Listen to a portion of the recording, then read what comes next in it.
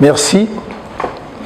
Je remercie une fois de plus chaleureusement les médias pour la couverture de cette conférence de presse et la couverture de toutes nos autres activités de communication avec l'opinion camerounaise. Je voudrais que chacun de nous comprenne le sens de notre démarche.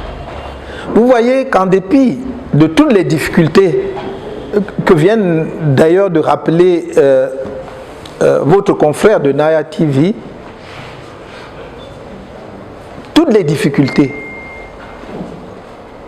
à faire entendre raison aux dirigeants de notre pays à divers niveaux sur la base de la législation nationale, c'est-à-dire des lois et règlements de notre pays, à commencer par la Constitution, nous ne nous décourageons pas. Nous pensons que nous devons construire à tout prix un état de droit dans notre pays si nous voulons nous développer. Nous devons construire un état de droit si nous voulons être une nation moderne. Nous devons construire l'état de droit si nous voulons être une société démocratique.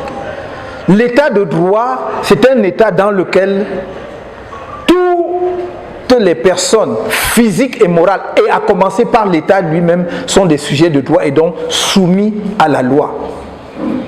L'État n'est pas au-dessus de la loi, a fortiori des personnes qui occupent des positions au sein de l'appareil de l'État.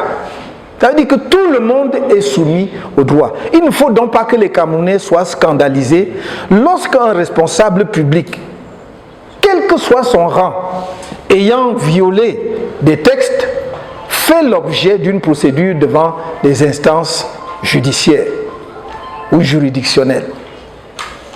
Il est aussi important, dans le même ordre d'idées, que la justice prenne la mesure de l'importance capitale de son rôle dans un état de droit. Tout ce que nous essayons de faire sera vain si nous n'avons pas une justice de qualité, une justice impartiale, une justice juste. Vous ne pouvez pas attirer dans votre pays des investisseurs importants si ils savent que votre justice ne peut pas leur reconnaître leurs droits lorsqu'ils ont raison.